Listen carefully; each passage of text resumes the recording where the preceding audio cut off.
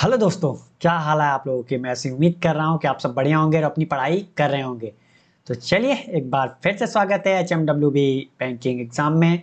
जैसा कि आप लोग जानते हैं कि मैं संजय कुमार मौर्य आप लोगों के लिए लेके आया हूँ सिलेक्शन का होम्योपैथ, जिसमें मैं आपको अर्थमेटिक के मिक्स क्वेश्चन की प्रैक्टिस कराता हूँ ताकि आपकी जो है अर्थमेटिक इम्प्रूव हो सके और आप कम से कम टाइम में ज़्यादा से ज़्यादा क्वेश्चन सॉल्व कर पाएँ। और ये तभी पॉसिबल है जब आप ढेर सारी प्रैक्टिस करते हो। ठीक है, तो चलिए ज़्यादा टाइम न लेते हुए बढ़ते हैं क्वेश्चन की तरफ। लेकिन उससे पहले अगर आपने हमारे वीडियो को अभी तक लाइक नहीं किया तो लाइक कर दीजिए, और चैनल को सब्सक्राइब नहीं किया तो प्लीज़ चैनल को सब्सक्राइब भी कर लीजिए। ठीक है, तो जैसा कि आप जानते हैं कि आज से नवरात्रि स्टार्ट हो रहा है, तो भगवान से यही दुआ करेंगे कि माता रानी से कि आप लोगों पे आशीर्वाद अपना बनाए रखें और इस बार आपको सिलेक्शन दिला दें। ठीक है, तो आप भी अपने माता रानी से प्रे करिए, और मैं तो कर ही रहा हूँ आप लोगों के लिए। ठीक है, तो चलिए बढ़ते हैं क्वेश्चन की तरफ।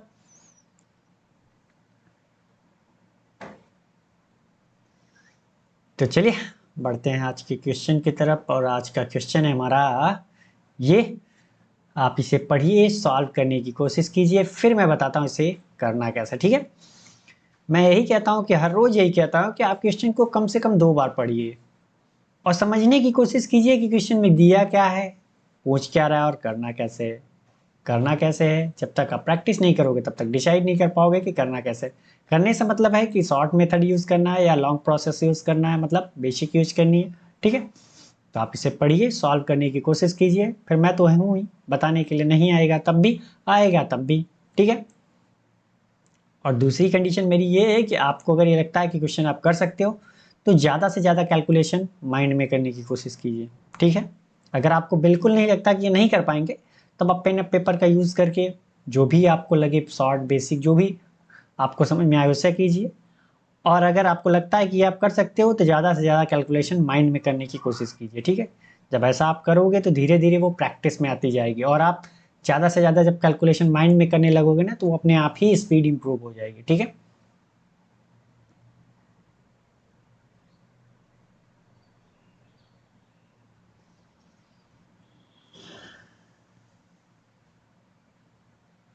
तो चलिए आपका टाइम समाप्त हुआ, मेरी बारी है। मैं बताता हूँ इसे करना कैसे। ठीक है,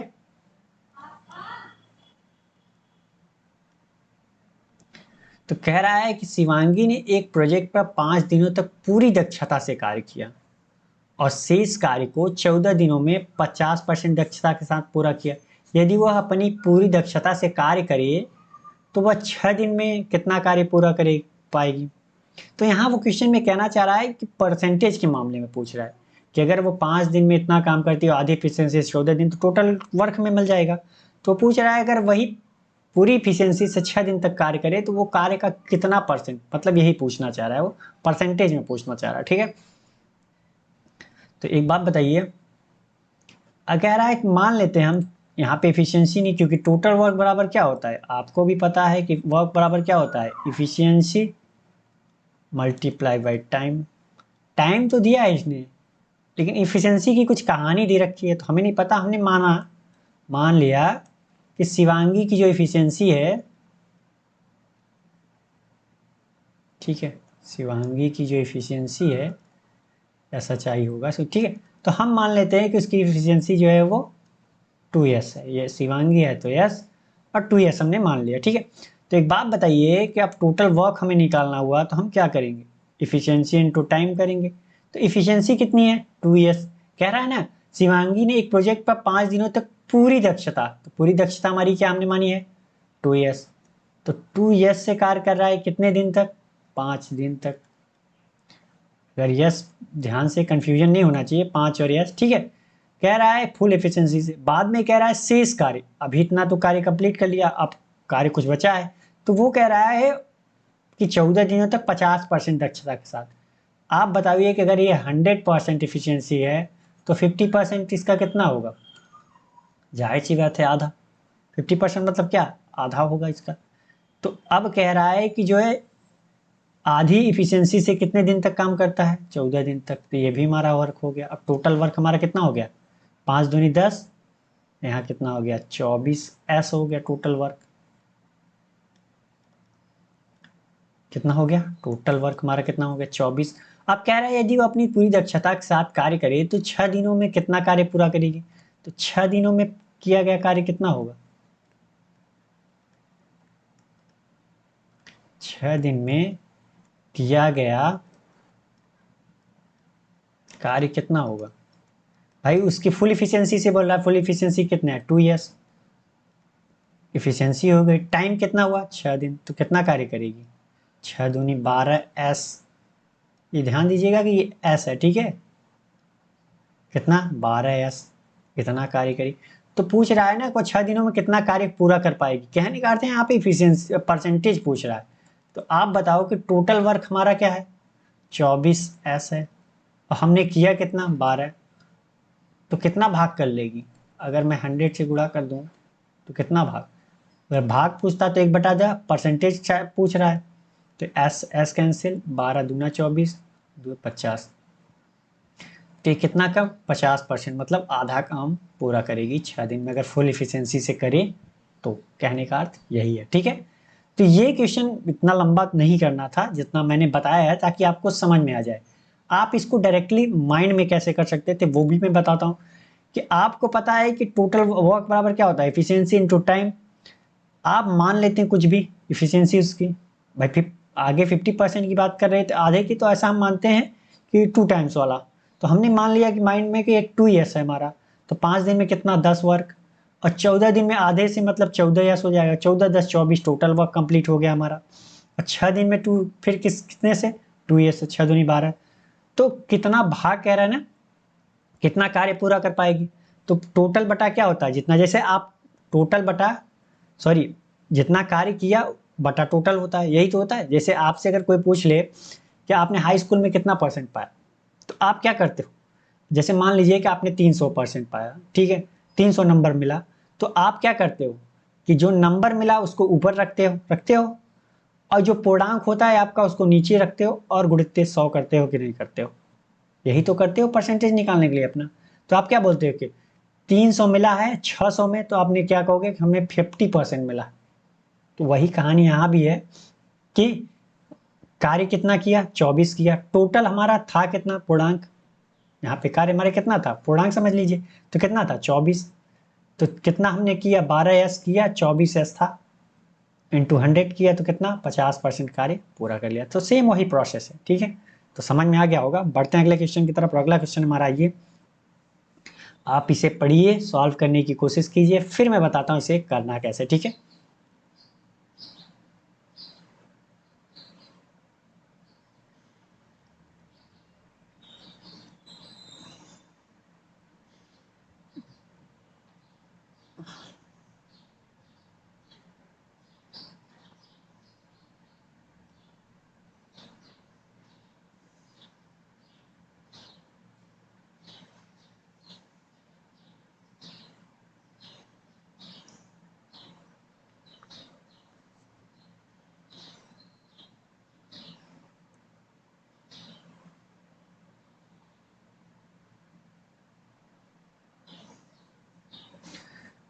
तो चलिए आपका टाइम समाप्त हुआ, मेरी बारी है, मैं बताता हूँ इसे करना कैसे, ठीक है।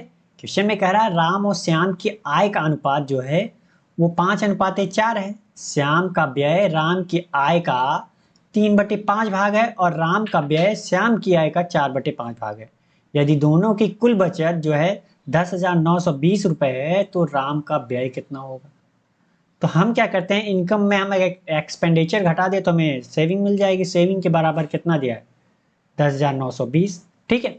तो वहां से हम कर सकते हैं, तो चलिए सॉल्व करते हैं। तो राम एंड श्याम की बात हो रही है, ठीक है, इनकी इनकम दे रखी है, इनकी इनकम का रेशियो दे रखा है कितना 5:4 का रेशियो दे रखा है।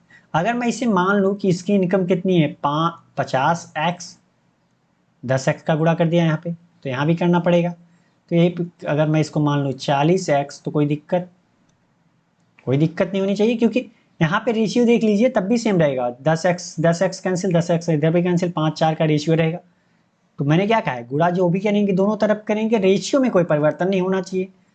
जो क्रिया करेंगे दोनों तरफ करेंगे, गुणा करेंगे तो गुणा, भाग करेंगे तो भाग, दो ही तो होती है, ठीक है, जोड़ तो सकते नहीं। तो चलिए ठीक है, आप ये सोच रहे होंगे कि ये 5 है, 50x और 40x कैसे हो गया। तो एक बात बताइए आप हमें, जैसे मान लीजिए हमारे पास कोई दो संख्याएं हैं a और b, मैं कह दूं कि ये 25 और 20 हैं, तो अगर अब मैं इसका रेशियो निकालूं तो कितना होगा। आप यही ना कहोगे कि 5 पचे 25, 5 चौका 20। सर 5 और 4 का रेशियो आया। चलिए एग्जाम्पल भी सेम हो गया, कोई दिक्कत नहीं, ठीक है। तो आप अब ये रेशियो हमारा है ना, ये हमारा रेशियो कितना आया, 5 और 4 का आया कि नहीं। तो हमने क्या किया भाई, दोनों तरफ आप देखिए तो 5 से यहां भी भाग दिया, 5 से यहां भी भाग दिया। हमें पता था अगर मैं यहाँ पे 5 का गुणा कर दूं, 5 का यहाँ पे गुणा कर दूं तो क्या हो जाएगा, सेम से गुणा करना पड़ रहा है, सेम से गुणा हो रहा है ना। तो अगर मैं यहाँ कर दूं तो वापिस ये कितना आएगा, 25 और 20 आएगा, तो हमारी वापिस संख्या मिल जाएगी। लेकिन यहाँ पे हमने क्या किया है कि यहाँ पे भी 5 और 4 का रेशियो, लेकिन हमें ये नहीं पता ना कि हम किस अंक से गुणा करें कि हमारा जो है आर और यस का इनकम का रेशियो आ जाए। हमें तो नहीं पता भाई, पता है नहीं ना। तो इसीलिए हमने क्या किया, 10x से गुणा कर दिया, 10x से गुणा कर दिया भाई, दोनों तरफ कर दिया। तो x का मान वेरिएबल होता है, कुछ भी हो सकता है, 1 2 3 4 5 6 7 8 जो भी हो, ठीक है। तो हमने क्या किया, 10 से x से गुणा कर दिया। अब हम कि हमारी इनकम कितनी आ गई, 50x आ गई, 40x, ठीक है, इतना समझ में आया। अब कह रहा है कि श्याम का व्यय राम की आय का, एक्सपेंडिचर की बात हो रही है। आप सोच रहे होंगे कि 50x 5x भी बना सकता था, 4x भी बना सकता था, ऐसी नहीं। हमने 50x के लिए बनाया क्योंकि यहाँ पे आगे उसने 3/4 बटे का भाग करना है, ठीक है। तो कह रहा है राम का व्यय, सॉरी श्याम का व्यय राम के व्यय का, राम के आय का 3/5 भाग है।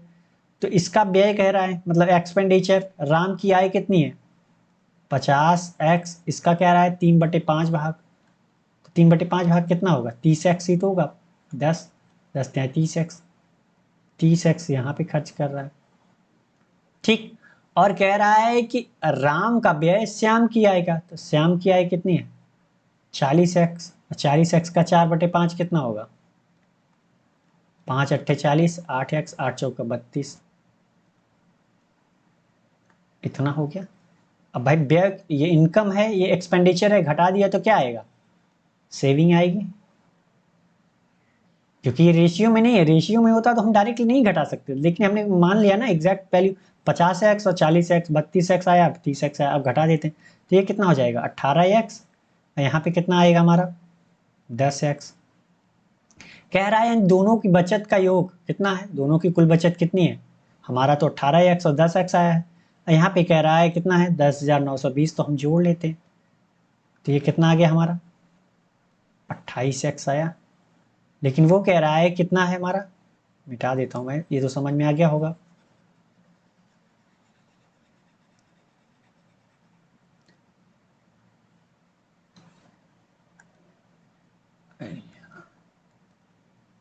अगर आपको लग रहा है कि टाइम लग रहा है तो कोई दिक्कत नहीं भाई, समझ में आना चाहिए। मैंने क्या कहा है कि यदि दोनों की कुल बचत कितनी है, इतनी है, दोनों का कुल कितना है बचत, 28x हमारा है, 10,920। अब सॉल्व कर लो, 4 सत्ते 28, 7 एक का 7, और सॉरी 4 से 4 दूनी 8, बचा कितना 2, 4 सत्ते 28, 4 तियां 12, और फिर 7 से काटते हैं तो 7 त्रिक 21, 7 9 63। तो x बराबर क्या इतना आ गया हमारा 390 आया।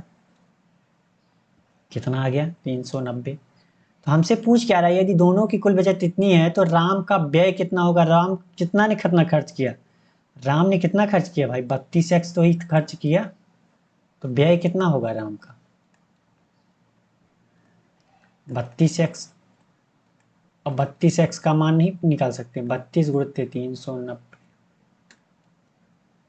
तो ये कितना होगा 9 दूनी 18, और ये आएगा हमारा 12,480।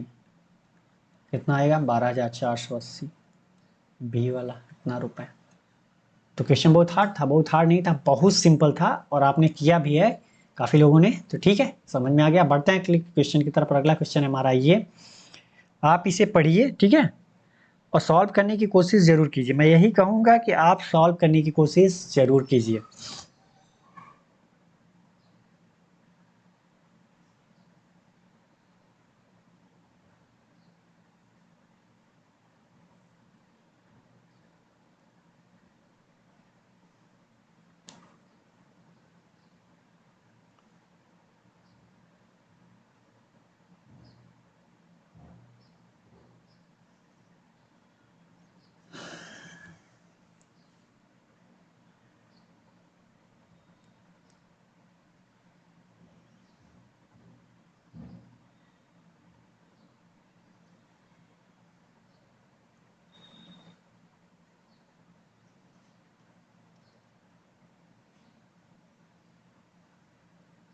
तो चलिए आपका टाइम समाप्त हुआ, मेरी बारी है, मैं बताता हूँ इसे करना कैसे। ठीक है, कह रहा है 3 संख्याएं इस प्रकार की पहली संख्या का 4/3 गुना दूसरी संख्या के 5/6 के बराबर है और तीसरी संख्या जो है पहली दो संख्याओं के अंतर का 2/3 पाँच। तो यदि इन तीनों का गुणनफल जो है 17,280 है तो सबसे बड़ी संख्या कौन सी है। ठीक है, तो मैंने आपको क्या कहा है कि ये बटे में देखकर कंफ्यूज नहीं होना है, जो जो कह रहा है वो करते जाइए आप। मान लीजिए तो यहाँ पे क्या है, पहली संख्या और दूसरी संख्या। कह रहा है पहली संख्या का 4/3, तो 4/3 और दूसरी संख्या कितनी है, दूसरी संख्या हमने 2 ये मान लिया, इसका कितना 5/6। तो आप बताओ पहली संख्या और दूसरी संख्या का रेशियो निकालना हुआ तो क्या होगा हमारा। तो मैंने क्या बताया कि इसके सामने जो है इसको लिख देते हैं इसके नीचे 5/6 और इसके सामने जो दूसरे के सामने इसके लिख देते हैं इसके नीचे। ना विश्वास हो तो सॉल्व करके भी देख लीजिए। ठीक है, तो आप ये कहानी नहीं लिखनी पड़ेगी, जब आप प्रैक्टिस कर लोगे ना तो ये डायरेक्ट आप लिख लोगे। अगर इसको मैं सॉल्व कर लूँ तो कितना आएगा, इसका गुणा 3 दूनी 6 क्योंकि रेशियो में है, कट जाएगा। तो 2 का गुणा इधर कर दिया तो ये कितना रेशियो आ जाएगा हमारा, 5 और 8 का रेशियो आ जाएगा। कितने का, 5 और 8 का रेशियो आएगा। फर्स्ट सेकेंड कितने का रेशियो आ गया, 5 और 8 का। ठीक है, कह रहा है ना, और तीसरी संख्या पहली दो संख्याओं के अंतर का, तो पहली दो संख्याओं का अंतर कितना है, 3 है। 3 का अंतर का 2/3 है, तो 3 का 2/3 कितना होगा भाई, 3 से 3 कैंसिल, कितना आएगा आप बताओ, 3 ही तो आएगा, सॉरी 2 आएगा, 2 आएगा ना, 3 से 3 कैंसिल 2 आएगा। तो आप क्या करो कि यहाँ पे इतना पता चल गया। अब कह रहा है इन तीनों का गुणनफल 17,280 है। अगर यहाँ पे रेशियो में दिया है तो अगर आप रेशियो में, तो आप मान लो पहली संख्या हमारी कितनी 5x, दूसरी संख्या 8x और तीसरी संख्या हमारी क्या होगी 2x। कोई दिक्कत, हमने कि बता दिया ना कि x का गुणा हम क्यों करते हैं, और सेम करते हैं भाई, क्योंकि भाग भी करेंगे तो सेम से करेंगे ना, तो गुणा भी किया तो सेम से किया। यही तो होता है, x इसलिए किया क्योंकि वेरिएबल है, x का मान कुछ भी हो सकता है क्योंकि हमें पता नहीं ना किससे गुणा करना है। तो तीनों संख्याएं हमें मिल गई। अब इनका गुणा कर लेते हैं, तो क्या कह रहा है 5x 8x और 2x का गुणा किया तो कितना है 17,280। तो एक बात बताइए, 5 दूनी 10, 10 से 1 0 गायब, 8 दूनी 16, ठीक, कितना 8 1 का 8, 8 6 48, 216 है। x x x and x का क्यूब बराबर 216 है, तो x का मान कितना 6 4 36 छक्के 216, x का मान कितना 6 है। तो कह रहा है ना, तो सबसे बड़ी संख्या कौन सी, सबसे बड़ी संख्या कितनी होगी भाई, x के गुणा सब में हो रहा है, तो इसमें जो अंक वाला सबसे बड़ा होगा वही तो होगा। तो ये क्या है, यही होगा 8 गुणते 6 कितना 48। कौन सा होगा, सी वाला। तो ये क्वेश्चन बहुत हार्ड नहीं था, बहुत सिंपल था। ये जो कहानियाँ ये लिख रहा हूँ मैं, ये आपको क्या है, ये प्रैक्टिस करोगे तो लिखनी नहीं पड़ेगी, रेशियो हमको निकालने में दिक्कत नहीं होगी, ये माइंड में ही आप निकाल लोगे, लेकिन उसके लिए प्रैक्टिस करनी पड़ेगी। तो आप हमारे साथ इसी प्रकार बने रहो, अपनी प्रैक्टिस करते रहो, देख लेना 1 या 1.5 महीने बाद खुद ब कहोगे कि सर हमारी स्पीड तो इम्प्रूव हो रही है। ठीक है, तो चलिए बढ़ते हैं अगले क्वेश्चन की तरफ। और अगला क्वेश्चन है हमारा ये, आप इसे पढ़िए, सॉल्व करने की कोशिश कीजिए, फिर मैं बताता हूँ इसे करना कैसे। ठीक है, वेरिएबल देख करके कंफ्यूज मत होइए। ठीक है, और आप, मैंने कल क्या बताया था आपसे कि सैटरडे को, सॉरी, कि ये क्या करना है कि यहाँ पे देखिए एग्जैक्ट वैल्यू तो कहीं आंसर में पूछा नहीं है, तो रेशियो में पूछ रहा है, परसेंटेज पूछ रहा है, तो हम निकाल सकते हैं। अगर यहाँ पे एग्जैक्ट वैल्यू पूछा और क्वेश्चन में कहीं एग्जैक्ट वैल्यू नहीं दी है तो वो क्या होता है, कांट बी डिटरमाइन। यहाँ से में भी हम हो सकता है निकाल सके, परसेंटेज ही पूछ रहा है, क्योंकि परसेंटेज के लिए क्या चाहिए, दो लोगों के बीच का रेशियो, जिसके जिसके बीच का पूछ रहा है उसके बीच का रेशियो भी मिल जाए तब भी हम बता सकते हैं ना।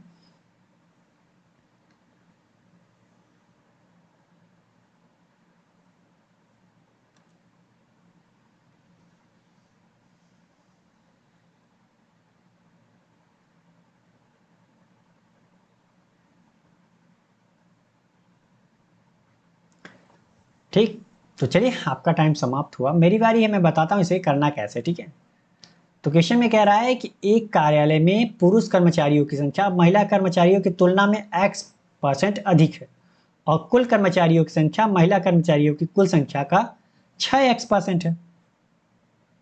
ठीक है। तो कार्यालय में महिलाओं का प्रतिशत कितना होगा? तो एक बात बताओ, मैंने क्या कहा है कि पहले परसेंटेज के साथ खेलते हैं ना। तो x% का मान कितना होगा? अब आप सोच रहे होंगे कैसे निकालें। तो मैंने क्या बताया कि x परसेंटेज को हटाया तो 100 से भाग दिया। ठीक। तो कह रहा है ना महिला कर्मचारियों की तुलना में x% अधिक है पुरुष कर्मचारियों की संख्या महिला कर्मचारियों की तुलना में। तो किससे तुलना कर रहा है? अगर मैं फीमेल 100 मान लूं तो हमारे मेल कितने आएंगे? अगर फीमेल हमने 100 मान लिया तो 100 का x% कितना? x अधिक है तो कितना हो जाएगा? मेल कितने होंगे हमारे? x 100 plus x। Male and female का रेशियो कितना आ जाएगा हमारा?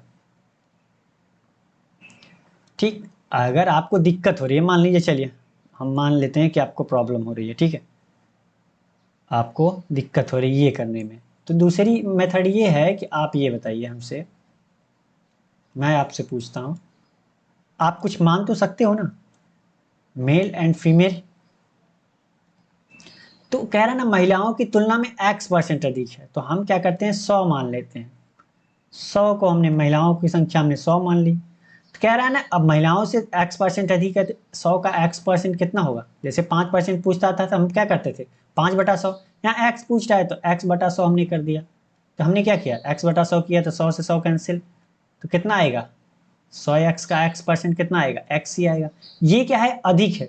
अधिक है मतलब जो 100 था 100 से कितना ये है अधिक, x% अधिक है तो मतलब 100/x। यही तो करते हैं। इतना तो समझ में आया। बोला ना कि महिलाओं से, तो महिलाओं की संख्या कितनी है 100। जैसे आपसे पूछ ले कि कोई 5% अधिक है तो आप क्या करते थे? किससे? महिलाओं की संख्या से मैं क्या कह दूं कि 5% अधिक है तो आप क्या कहोगे 100। महिलाओं की संख्या हमने 100 ली है। तो अब इसका 5% अधिक है मतलब पहले 5% निकाल लेते हैं। तो 5% निकाला तो कितना होगा 5/100 किया, 100 से 100 कैंसिल। तो 100 का 5% कितना हुआ 5 ही हुआ। तो अधिक है तो मतलब 100 ये है प्लस 5 105 करते थे। तो वही तो किया हमने। तो हमारी कितने आ गए? मेल इतना फीमेल इतना। ठीक। अब कह रहा है कि और कुल कर्मचारियों की संख्या महिला कर्मचारियों की तुलना में कितना है। तो हमारा यहाँ पे अगर टोटल देखा जाए, टोटल हमारा तो कितना आ रहा है 200 प्लस x आ रहा है। कितना आ रहा है 200 प्लस x आ रहा है। लेकिन वहां पे इसने भी बोला है कि टोटल हमारा कितना है, ये टोटल हो गया। आगे भी एक टोटल की और कहानी दे रखी है उसने। टोटल की कहानी दे रखी है महिला कर्मचारियों की कुल संख्या का 6x% है। तो महिला कर्मचारियों की कुल संख्या कितनी है 100 है। तो इसका 6x%। तो परसेंटेज क्या होगा? मैंने क्या कहा 6x, परसेंटेज आता है तो 100 लिख दिया 100। तो ये भी हमारी क्या है टोटल ही तो है, कुल संख्या का 6%, महिला कर्मचारियों की कुल संख्या का 6x% है। तो दोनों चीज टोटल, यहाँ से भी हमने टोटल निकाल लिया, यहाँ से भी टोटल, दोनों टोटल है ना तो बराबर होगा। तो यहाँ क्या बच गया 6x, यहाँ x को इधर लाते हैं तो क्या होगा 5x बराबर 200। तो x बराबर कितना 40 आया। कितना आ गया 40 आ गया। तो हमसे पूछ रहा है तो महिला का कार्यालय में महिलाओं का प्रतिशत क्या होगा। तो टोटल हमारा कितना आ जाएगा, x का मान रख दिया यहाँ से। तो महिला परसेंटेज क्या होगा, फीमेल परसेंटेज कितनी है, फीमेल की संख्या 100 है। अब बताओ परसेंटेज निकालने के लिए मैंने क्या कहा है कि टोटल जिसका पूछ रहा है तो टोटल हमारा कितना है 200 प्लस x मतलब 240 होगा। x का मान 40 रखा 200। अब परसेंटेज चाहिए तो 100 में। एक जीरो से एक जीरो कैंसिल, यहाँ कितना आएगा 4×24, 25×4 = 100। ये कितना 2×3 = 6, 2×5 = 10, 125/3। तो ये कितना आएगा 41.66% आएगा। कितना 41.66%। ठीक। तो समझ में आ गया होगा। तो मैं कह रहा हूँ कि क्वेश्चन इतना बड़ा है नहीं जितना आप, मैं बता रहा हूँ आपको इतना बड़ा करके, ठीक है, क्योंकि आपको ये माइंड में सॉल्व करना था और आप धीरे धीरे प्रैक्टिस करोगे ना तो कर भी लोगे। ऐसा नहीं है कि नहीं कर पाओगे, कि मैं भी इतना प्रैक्टिस कर चुका हूँ कि मेरी भी आदत हो गई कि मैं इसे माइंड में कर सकता हूँ। हो सकता है एक आध पॉइंट लिखना पड़े कहीं, तो वो एक पॉइंट लिखने में आपको कितना टाइम लगेगा आप बताइए?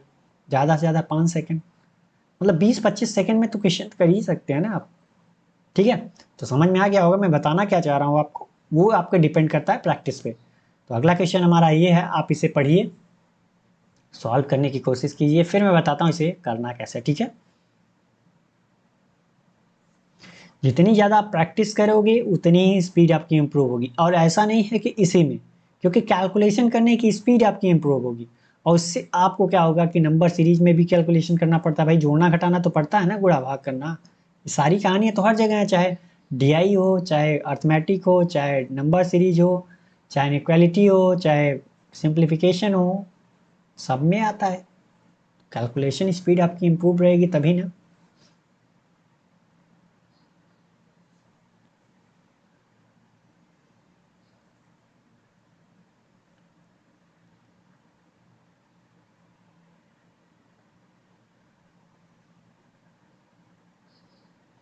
लेकिन मैं यही कहूँगा कि आप प्रैक्टिस करो भाई, आप बेसिक से करना जानते हो वो करो, शॉर्ट से करना जानते हो वो करो, लेकिन बेसिक से, इसलिए मैं आपको प्रेफर कर रहा हूँ, प्रेफर कर रहा हूँ, सॉरी, ठीक है, थोड़ा सा लैंग्वेज में, तो प्रेफर इसलिए कर रहा हूँ क्योंकि आपका बेसिक जब करोगे ना तो आपका कॉन्सेप्ट क्लियर होता है। ऐसा नहीं है कि शॉर्ट ट्रिक खराब है, मैंने क्या कहा है कि आपको बेसिक आना चाहिए, साथ के साथ शॉर्ट ट्रिक भी आना चाहिए, क्योंकि बेसिक आपके कॉन्सेप्ट को क्लियर करता है और शॉर्ट ट्रिक आपके एग्जाम को क्लियर करता है, ठीक है।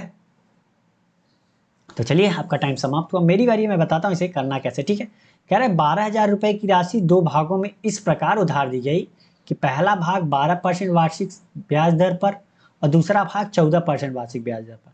कह रहा है 14% पर दी गई राशि जो है से एक वर्ष से जो प्राप्त साधारण ब्याज है वो 12% से दी गई राशि से प्राप्त साधारण ब्याज से 250 रुपए अधिक है। तो 14% पर उधार दी गई राशि कितनी है ये बतानी है। तो हमने मान लिया कि जो रेट ऑफ इंटरेस्ट 14% वाला है उस पर हमने कितना दिया, प्रिंसिपल हमने मान लिया कि x रुपए दिया, इन्वेस्ट किया, टाइम एक ही साल की बात हो रही है। और जो 12% वाला है उस पर कितना फिर इन्वेस्ट किया होगा हमने भाई, टोटल 12,000 था ना, तो हमारा प्रिंसिपल यहाँ कितना आ जाएगा, 12,000 माइनस एक्स, एक्स यहाँ इन्वेस्ट कर दिया तो यहाँ एक्स कम होगा ना, टोटल 12,000 था। अब आप बताइए कि सिंपल इंटरेस्ट की बात हो रही है, ठीक है, तो यहाँ पे सिंपल इंटरेस्ट की बात हो रही है, ठीक। तो आप बताओ कि सिंपल इंटरेस्ट निकालना आसान है या हार्ड है। बहुत सिंपल है। तो आप क्या करते हो, पीआरटी बाई 100 करो, या तो प्रिंसिपल का 14% निकाल दो, एक साल की बात हो रही, 2 साल की बात होती तो डायरेक्ट 14 का 28% निकाल लेते हैं प्रिंसिपल का, ठीक है। तो 14% निकाल लेते हैं, तो किसका, प्रिंसिपल का 14% कितना होगा, तो यही तो होगा 14/100 करोगे। यहाँ पे कितना होगा, यहाँ पे 12% कह रहा है, किसका, प्रिंसिपल का हम 12% निकाल लेते हैं, एक्स 12/100। तो कह रहा है ना कि इनका अंतर जो है ये 14% वाला 250 रुपये ज़्यादा है, तो हमने क्या किया, घटा दिया, तो ये 250 आएगा अंतर इनका, भाई ये ज़्यादा है, ज़्यादा में से कम वाला घटा है तो कितना, 250, यही तो कह रहा है। अब सॉल्व कर लेते हैं। अगर नहीं आपको ऐसा लग रहा है तो आप क्या करो कि कौन ज़्यादा है, ये ज़्यादा है 14% वाला, बराबर यहाँ चिन्ह लगा के ये 250, अगर ये ज़्यादा है तो अगर इसमें जोड़ दिया तो ये भी तो होगा, सेम वही कंडीशन बनेगा। तो सॉल्व कर लेते हैं। तो अब सॉल्व किया तो यहाँ कितना आएगा, 14, इसको 100 को कट नहीं करते हैं क्योंकि यहाँ भी 100 ही है, तो डिनोमिनेटर सेम रहेगा तो सॉल्व करने में आसानी होगी ना। तो यहाँ पे कितना आएगा, अब इसका गुणा अंदर कर देते हैं, ये, तो इसका गुणा अंदर किया तो कितना हो जाएगा, ये 12 बराही में 144, 2 जीरो से कैंसिल होगा, 1 जीरो तो बचा रहेगा, और इधर कितना बच जाएगा, ये माइनस अंदर जाएगा तो क्या होगा, प्लस 12/100 बराबर कितना, 250 होगा। तो अब इधर सॉल्व कर लेते हैं, ये 12 कितना 26x हो जाएगा, 26x/100, और ये 1440 इधर लेके जाते हैं तो कितना आएगा, 1690। तो कटेगा, 13 से कटेगा, 13 दूना 26, 13 तेरहम 169, 130, यहाँ कितना आएगा, 65 दूना 130, 100 का गुणा इधर 65 में किया तो x का मान कितना आ गया, 6500 आया, कितना आ गया, 6500। तो हमसे पूछा क्या था, 14% पर दी गई उधार राशि कितनी है, तो 14% पे जो हमने दी थी उसको हमने माना कितना था, x, तो x का मान भी तो हमें मिल गया, प्रिंसिपल हमारा कितना है 6500। तो कौन सा सही है हमारा, ए वाला। अगर यही पूछता 12% वाला तो हम क्या करते हैं, अब घटा देते, 12,000 में 6500 घटाते तो कितना आता, 5500 आता कि नहीं? तो माइंड में कर सकते थे ना ये चीज़ें। तो जब आप प्रैक्टिस करोगे तो ये सारी चीज़ें मुमकिन है, आपको डरने की ज़रूरत नहीं। अगर आपको 2-4 मिनट लग रहे हैं अभी, धीरे धीरे आप करो तो सही, ठीक है। तो अगला क्वेश्चन हमारा ये है, आप इसे पढ़िए और सॉल्व करने की कोशिश कीजिए, ठीक है। फिर मैं बताता हूँ इसे करना कैसे। आप घबराइए नहीं, जो दिया है उसी के ऊपर कॉन्सेंट्रेट कीजिए, कॉन्सेंट्रेट, ठीक है। आज गले में पता नहीं क्या हो गया है कि आवाज़ ही सब गड़बड़ निकल रही है, ठीक है, कोई दिक्कत नहीं है। जो चीज़ें मैं बता रहा हूँ वो तो समझ में आ रही है ना, बाकी चीज़ों से क्या है, वर्ड्स में मत जाइए, इमोशंस पे, ठीक है।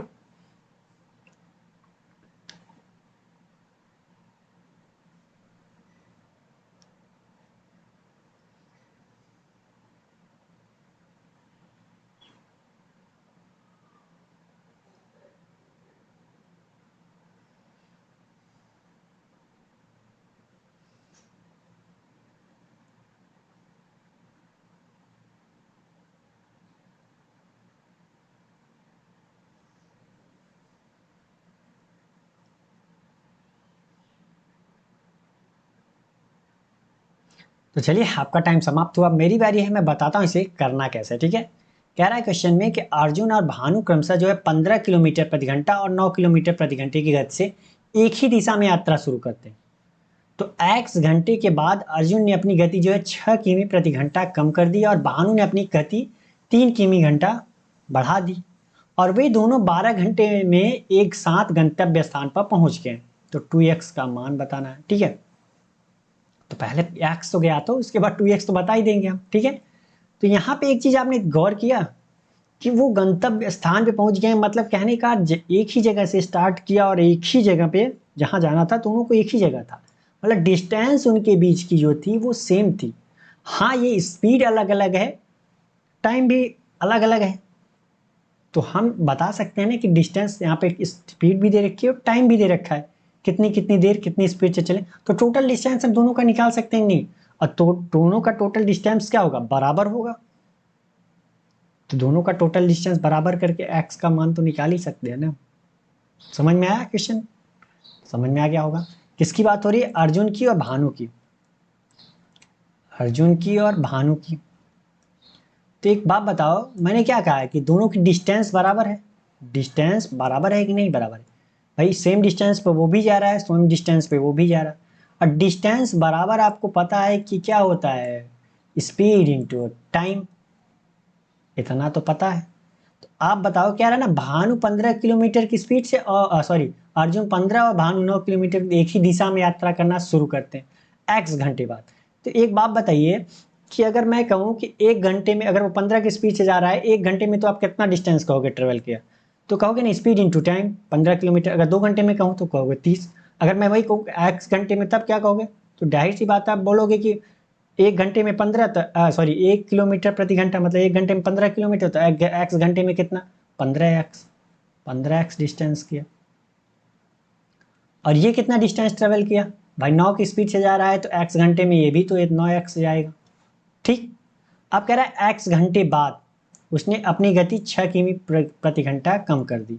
तो पहले 15 थी, अभी पहुंचा नहीं है, अब उसने स्पीड क्या कर दी, 9 किलोमीटर प्रति घंटा, मतलब 15 में से 6 गया कितना, 9 आपकी स्पीड हो गई, 6 कम कर दिया।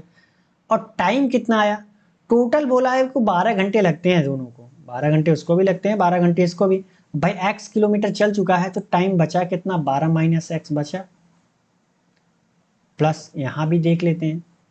अब भानु ने 3 किमी प्रति घंटा बढ़ा दी, तो अब इसकी स्पीड कितनी होगी, 9 से 12 किलोमीटर प्रति घंटा हो गई। इतना समझ में आया। टाइम क्या होगा भाई, x घंटे तो चल चुका है, अब बचा टाइम 12 माइनस एक्स। दोनों ने डिस्टेंस क्या कर लिया, पहुंच गए अपने स्थान पे, तो दोनों ने डिस्टेंस कवर कर लिया। तो दोनों के डिस्टेंस, ये भी डिस्टेंस ये भी डिस्टेंस बराबर। सॉल्व कर लेते हैं। तो सॉल्व करेंगे तो 15x, यहाँ पे कितना, 12 नवैया 108, यहाँ कितना 9x, और यहाँ पे कितना आ जाएगा 9x, प्लस 12 बढ़ाइए में 144, और कितना माइनस 12x। अब सॉल्व कर सकते हैं कि नहीं, यहाँ से कितना आएगा हमारा, 15 में से 9 गया कितना, 6x, 6x प्लस 108। मैं एक एक पॉइंट समझा रहा हूँ, ऐसा नहीं कि मैं चाहूँ तो एक तरफ निकल सकता हूँ, मतलब यहाँ से डायरेक्ट आंसर तक x तक मान पहुँच सकता हूँ, और वो आप भी पहुँच जाओगे, धीरे धीरे प्रैक्टिस करोगे, ठीक है। तो यहाँ कितना आया 3x प्लस 144 किलोमीटर, तो ये आ गया इधर 9x हो जाएगा, 144 में से 108 गया तो कितना आएगा 36 आएगा। तो x का मान कितना आ गया 4 किलोमीटर प्रति घंटा आया, सॉरी 4 किलोमीटर प्रति घंटा कहाँ से आएगा, टाइम की बात हो रही है ना यहाँ, तो x हमारा क्या है टाइम है, ठीक। तो x का मान सीधे सीधे कितना आया 4 आया, ठीक है। x का मान कितना आ गया हमारा 4 आ गया, ठीक है। x का मान कितना आ गया 4 घंटा। तो एक बात बताइए कि वो कह रहा है ना 2x का मान, तो 2x का मान इतना आ गया, तो 2x का मान कितना हो गया 8 होगा, तो 8 कौन सा सही हमारा ये वाला, ठीक। तो क्वेश्चन बहुत हार्ड नहीं था, बहुत सिंपल था, आपने कर लिया होगा। बढ़ते हैं अगले क्वेश्चन की तरफ, और अगला क्वेश्चन है हमारा ये, आप इसे पढ़िए, सॉल्व करने की कोशिश कीजिए, फिर मैं बताता हूँ इसे करना कैसे, ठीक है।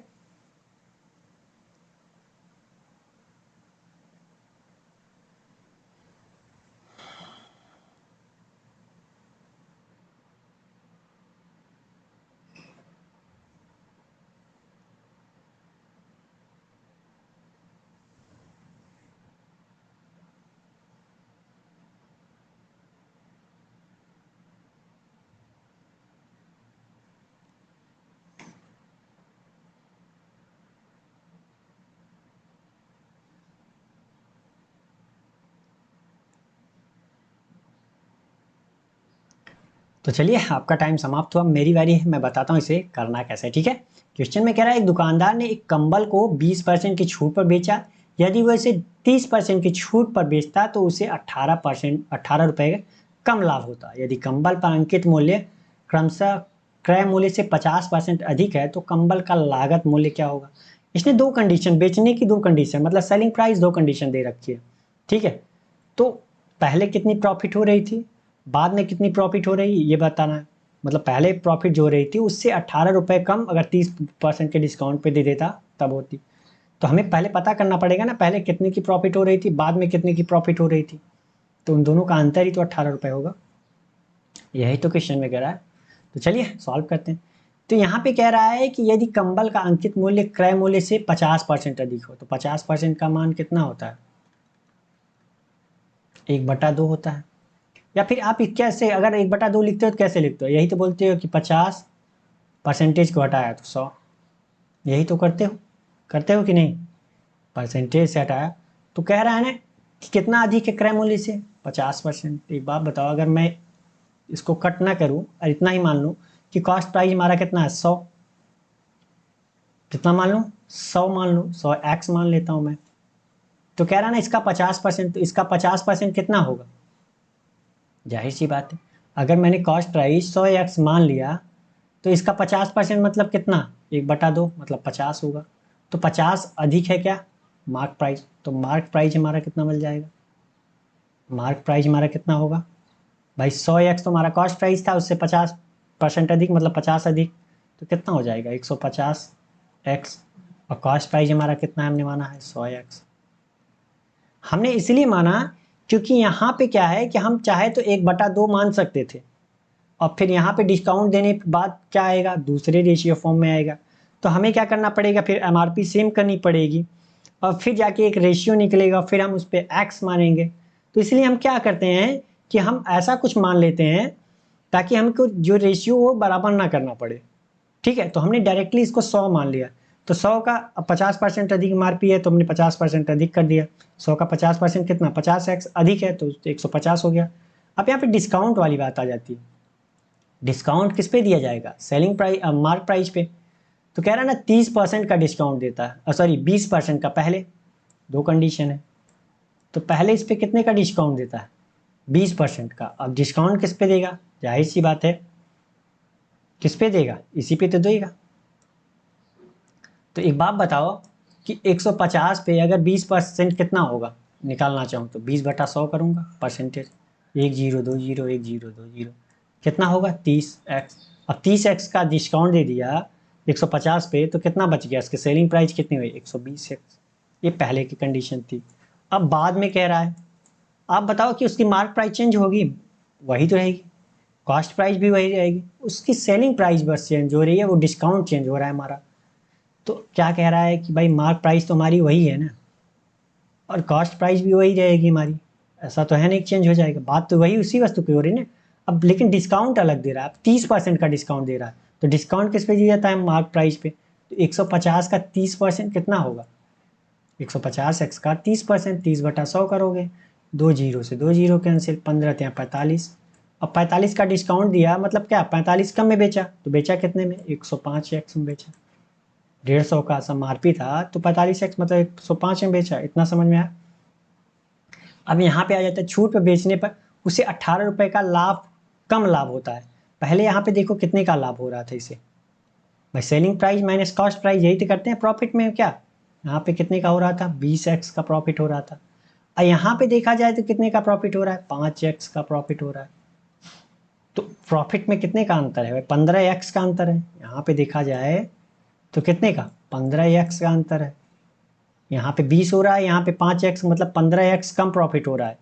यहाँ पे 15x कम प्रॉफिट हो रहा है, लेकिन ये कह रहा है नहीं 18 रुपए कम हो रहा है। मैं कह रहा हूँ 15x, ये कह रहा है 18 रुपए। तो x का मान कितना आएगा? 18/15 हो जाएगा। x का मान हमें मिल गया। तो हमसे पूछ क्या रहा है? कह रहा है ना कंबल का लागत मूल्य मतलब कॉस्ट प्राइस। तो कॉस्ट प्राइस हमारी कितनी है? चाहिए ले लो, चाहिए, बात तो वही है। तो कॉस्ट प्राइस 100, एक्स का मान हमें पता ही है 18/15। सॉल्व कर लेते हैं, 5 3 15, 5 20 सब में 100, 3 छक्के 18, तो 20 छक्के 120, 6 दूनी 12, 122 रुपये। तो कौन सा सही है हमारा? 120 बी वाला। तो क्वेश्चन बहुत हार्ड था? बहुत हार्ड नहीं था, बहुत सिंपल था। बस आपको ये करना है कि अगर ऐसे क्वेश्चन दिया जाए कि पहले ये हो रहा था वो हो रहा, तो ऐसा आप कॉस्ट प्राइस ही मान लीजिए, मार्क प्राइस जो भी ऐसा लगे जिसमें मानने की बात हो, वो ऐसा मानिए कि अगर हम उसका 20% 30% निकालें तो हमें दशमलव में ना मिले, या फिर हमें बार बार उसे क्या करना पड़े कि रेशियो को बराबर ना करना पड़े, ठीक है। तो उससे ज़्यादा आसानी होती है, तो ये प्रैक्टिस करोगे तभी संभव है। तो चलिए अगला क्वेश्चन हमारा ये, आप इसे पढ़िए, सॉल्व करने की कोशिश कीजिए, फिर मैं बताता हूँ इसे करना कैसे, ठीक है।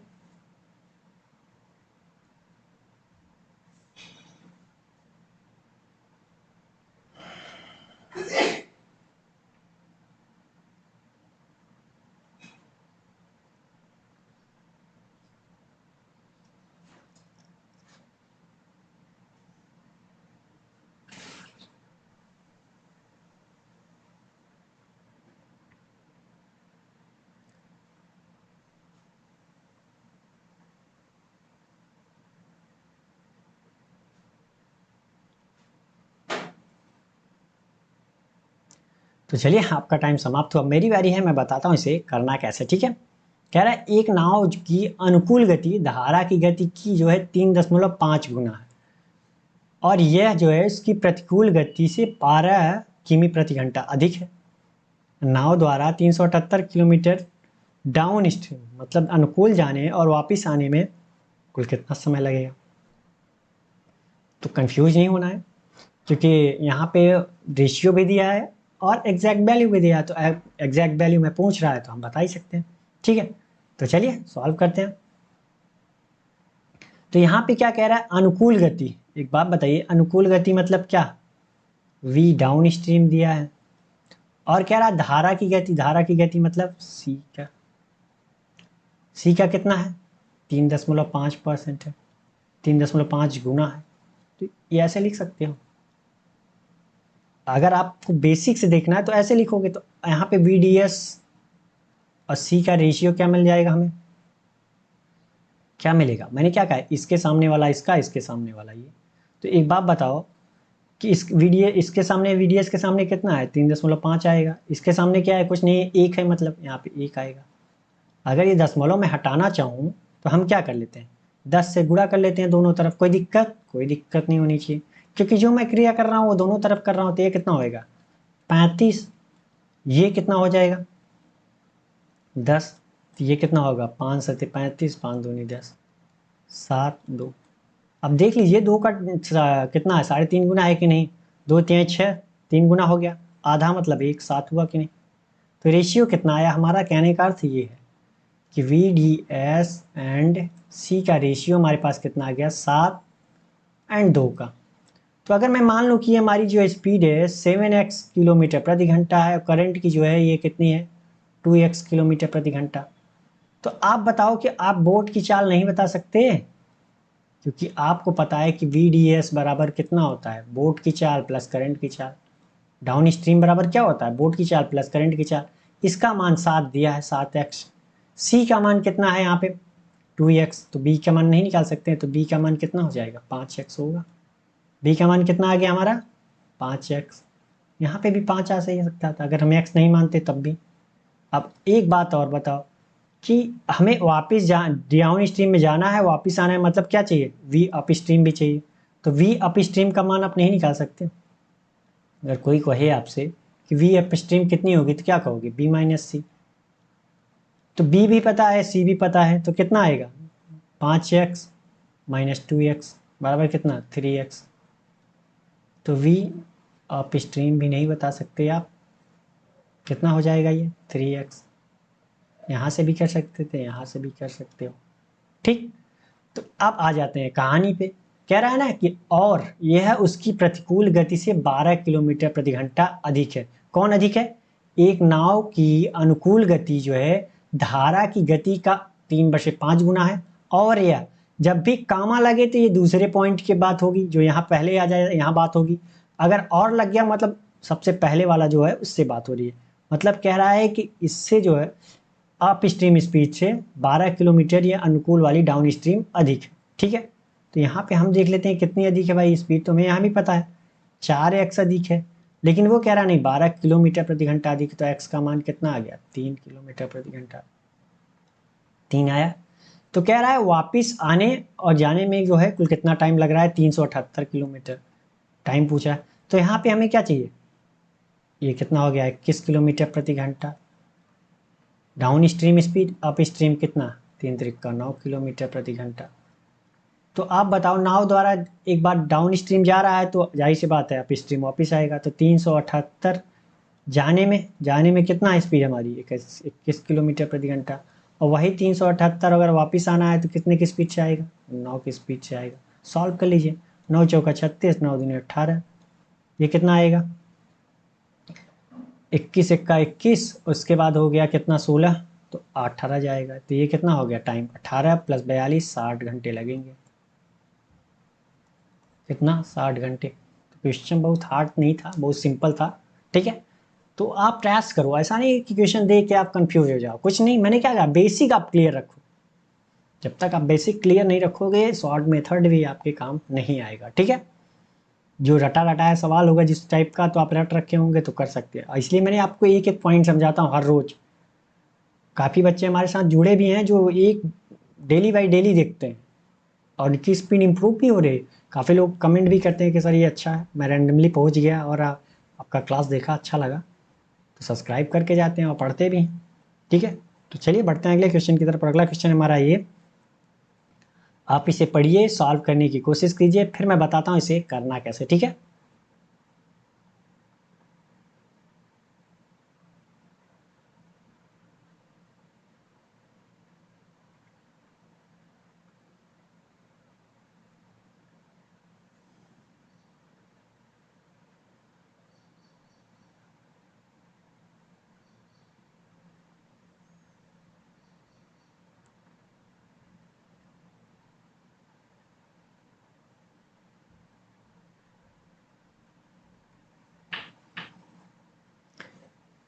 तो चलिए आपका टाइम समाप्त हुआ, मेरी बारी है, मैं बताता हूँ इसे करना कैसे, ठीक है।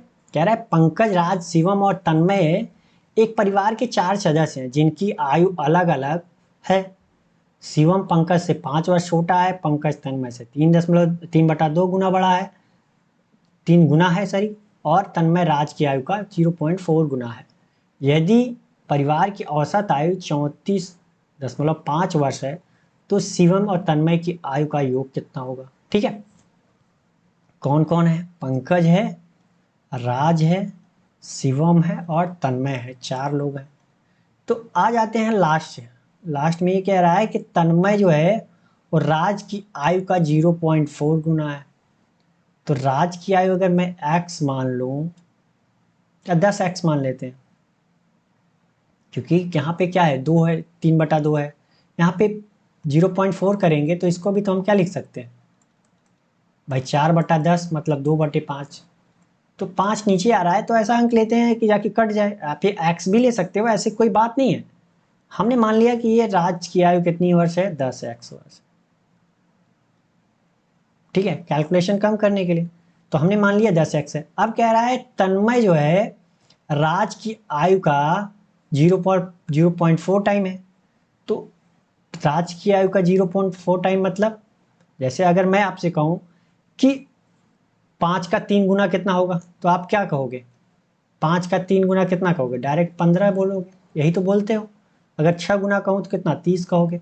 अगर मैं कह रहा हूँ कि इसका 0.4 टाइम हुए तो क्या करते हैं, डायरेक्ट गुणा करते हैं ना, तो इसका कितना, अगर कह रहा हूँ कि राज का जो है तन्मय जो है राज की आयु का 0.4 टाइम, तो राज की आयु 10x है, इसका 0.4 टाइम, तो क्या करोगे, डायरेक्ट गुणा करोगे ना, तो कितना आएगा 4x। तो ये कितना आ गया हमारा, 4x आया। अब यहाँ पे आ जाते हैं, उल्टा इसलिए चल रहे हैं ताकि आसानी हो हमें। कह रहा है पंकज जो है तन्मय से 3/2, अब तन्मय भी हमें मिल गया, तो कह रहा है ना तन्मय से 3/2 गुना है। अब इसका 3/2 गुना कितना होगा, 2 दूनी 4 हो जाएगा, कट जाएगा। अरे भाई निकाल लो अगर दिक्कत, सॉरी 3/2, 3/2 नहीं निकाल सकते, कितना होगा, 3 दूनी 6x। कौन, पंकज, 6x मिल गया हमें। अब कह रहा है कि शिवम जो है पंकज से 5 वर्ष छोटा है। अब पंकज की एज भी मिल गई, इससे 5 वर्ष छोटा है मतलब 6x - 5 होगा। इतना मिल गया,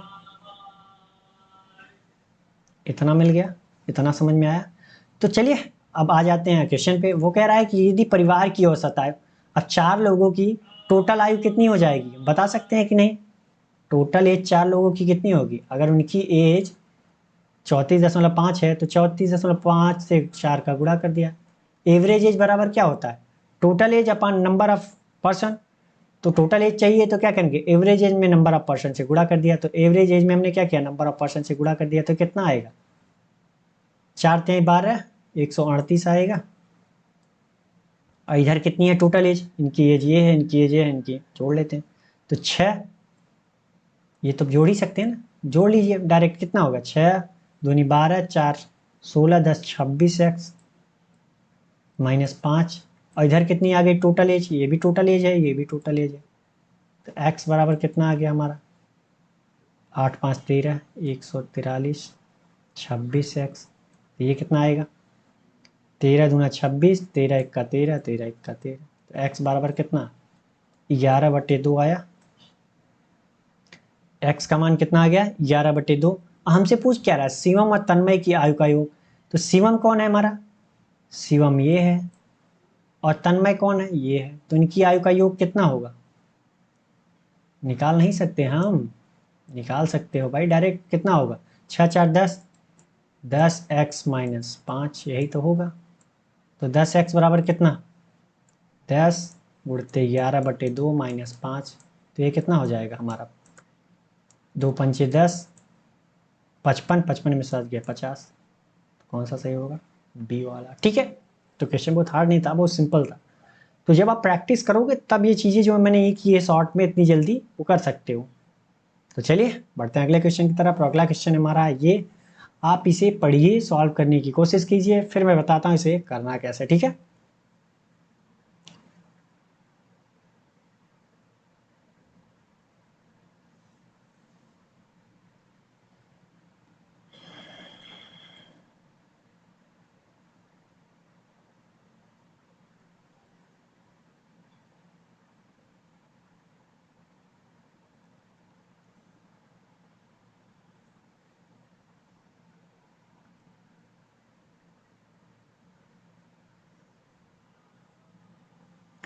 तो चलिए आपका टाइम समाप्त हो, मेरी बारी है, मैं बताता हूँ इसे करना कैसे। ठीक है, कह रहा है अरुण और भानु एक कार्य को मिलकर 28 दिन में पूरा कर सकते हैं। उन्होंने एक साथ कार्य करना शुरू किया, लेकिन अरुण ने अंत के 8 दिन तक कार्य नहीं किया और कार्य 32 दिनों में पूरा हुआ। जहाँ 28 दिन में समाप्त होना था, 8 दिन तक अरुण ने किया ही नहीं, तो वो कार्य 32 दिन में समाप्त हुआ। तो यदि अकेले अरुण को यह कार्य पूरा करना हो तो उसे कितने दिन लगेंगे, ये पूछ रहा है।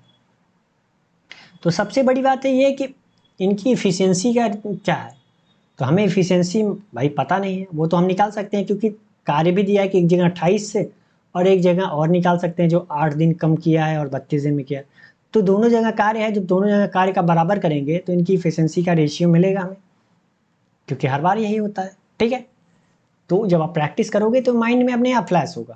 तो चलिए मान लिया हमने, माना अरुण की जो इफिशियंसी हमने कितना मान लिया, ए मान लिया, कोई दिक्कत, कुछ भी मान सकते हो। अब भानु की कितनी मान लिया हमने, बी मान लिया, कोई दिक्कत, कोई दिक्कत नहीं। अब आप एक बात बताओ कि वर्क बराबर क्या होता है, इफिशियंसी इनटू टाइम, इतना तो अब याद हो गया होगा। तो अगर हमें टोटल वर्क निकालना है तो आप क्या कहोगे, यही ना कहोगे कि अरुण और भानु एक कार्य को मिलकर 28 दिनों में पूरा कर सकते थे। तो अरुण की इफिशियंसी ए थी, इसकी बी थी, तो दोनों की इफिशियंसी कितनी हो गई, ए प्लस बी, और टाइम कितना ले रहे हैं, 28 दिन। कार्य क्या हुआ, कंप्लीट। अब अगर वही कार्य किसी बात कर रहे हैं उसी कार्य की, तो यहाँ पे टोटल वर्क हम निकालेंगे तो कैसे, तो कह रहा है ना उन्होंने एक साथ कार्य करना शुरू किया लेकिन अरुण ने अंत के 8 दिन कार्य नहीं किया। अंत के 8 दिन कितना किसने कार्य किया ये बता सकते हैं आप, अंत के 8 दिन सिर्फ और सिर्फ किसने कार्य किया, भानु ने किया ना। तो अगर भानु की इफिशियंसी बी है तो 8 दिन में उसने कितना कार्य किया, 8 बी। भाई बी की इफिशियंसी से टाइम 8 दिन, इतना कार्य किया, बाकी 32 दिन में टोटल कार्य हुआ। तो जाहिर सी बात है 24 दिन किसने कितने कार्य किया, उन्होंने दोनों ने मिलकर कार्य किया। तो 24 दिन टाइम इनकी इफिशियंसी से गुणा कर दिया, तो ये भी हमारा क्या हो गया, टोटल वर्क कंप्लीट। काम सेम था, ये भी टोटल वर्क, ये भी टोटल वर्क बराबर। सॉल्व कर लेते हैं, तो 24 को इधर लाते हैं, 24 ए प्लस बी को, तो इधर कितना बच जाएगा, 4 ए प्लस बी बचेगा, और इधर कितना बच गया, 8 बी बच गया। तो ये कितना होगा, 4 दूनी 8, 2 बी बच गया। यहाँ ए प्लस बी को इधर लाते हैं तो ए बराबर कितना, बी, ए बराबर बी आया, ए बराबर कितना आ गया, बी। या फिर आप चाहो तो ए और बी का रेशियो निकालना चाहोगे तो कितना आएगा, 1:1 का रेशियो आएगा, और चाहो तो ए और बी रख लो, आपकी मर्जी। ठीक, तो आप टोटल वर्क आपसे कोई पूछे तो टोटल वर्क नहीं बता सकते, टोटल वर्क कितना होगा हमारा, कह रहा है ना कि अरुण अकेला के कार्य पूरा करना है तो उसे कितने दिन लगेंगे, तो अरुण के फॉर्म में टोटल वर्क हम बना देते हैं। तो यहाँ पे कितना होगा, 28 ए प्लस बी है, कितना है, 28 ए प्लस बी है। तो यहाँ पे 28 बी की जगह हमने क्या रख दिया, ए, तो यहाँ कितना हो जाएगा, ए प्लस ए, 2a, टोटल वर्क हमें मिल गया। तो कह रहा है ना अरुण अकेला कार्य पूरा करे तो क्या करेगा, तो अरुण द्वारा टाइम कितना लगेगा, टाइम ऑफ अरुण द्वारा कितना लगेगा, टोटल वर्क, टोटल वर्क कितना है हमारे पास, 28, 2a, और अरुण की इफिशियंसी हमने कितनी मानी थी, ए, और यहाँ पे भी देखा जाए तो कितनी आ रही है, इसकी इफिशियंसी का रेशियो तो ए ही आ रहा है, तो ए से हमने क्या किया, भाग दे दिया। तो ये कितना आएगा, 28 गुना 56 डे लगेगा। ठीक, इतना समझ में आया। आप चाहो तो ये भी कर सकते हो, ए और बी का रेशियो रखते हैं, यहाँ पे ए बी बराबर 1, तो 28 गुना 56। ठीक है, आप चाहो तो ऐसे ही कर सकते थे, टोटल वर्क निकालते कितना आता, यही तो आता है, ए और बी की जगह 1 रखते, 1:1 रख दिया, या x मानते, अगर अलग अलग मानते तो x आता, मान लीजिए x, तो यहाँ पे कितना होता, 28 गुणित 2x आता, भाई a b x plus x 2x हो जाता। अब टाइम पूछ रहा है तो टाइम के लिए आप क्या करते, टोटल वर्क 28 इंटू 2x, और किसकी इफिशियंसी, अरुण की बात हो रहा है ना, अरुण की टाइम पूछ रहा है तो अरुण की इफिशियंसी से भाग देंगे, तो अरुण की इफिशियंसी कितनी, x माना था यहाँ, तो x होता है ना यहाँ, तो ये क्या होता है, x कैंसिल, तब भी तो 56 ही आता। तो समझ में आ गया होगा मैं कहना क्या चाह रहा था। ठीक है, तो मर्जी आपकी, जैसे आप करिए, आपको सुटेबल लगे। ठीक है, तो आज के लिए बस इतना ही है। अगर ये मेरा पढ़ाना आपको अच्छा लग रहा है तो वीडियो लाइक करके जाएं, और अभी तक आपने अपने दोस्तों के साथ शेयर नहीं किया तो प्लीज़ उनको भी शेयर कर दीजिए, ताकि उनको भी इस वीडियो की प्रॉफिट मिल सके और वो भी अपनी स्पीड इम्प्रूव कर सके। ठीक है, और अभी तक आपने चैनल को सब्सक्राइब नहीं किया तो प्लीज़ चैनल को सब्सक्राइब कर लीजिए, ताकि हमारी वीडियो की अपडेट आपको मिलती रहे और आप अपनी स्पीड इम्प्रूव करते रहें। तो चलिए मिलते हैं नेक्स्ट डे एक नए क्वेश्चन और एक नए जोश के साथ। तब तक के लिए थैंक यू, बाय बाय।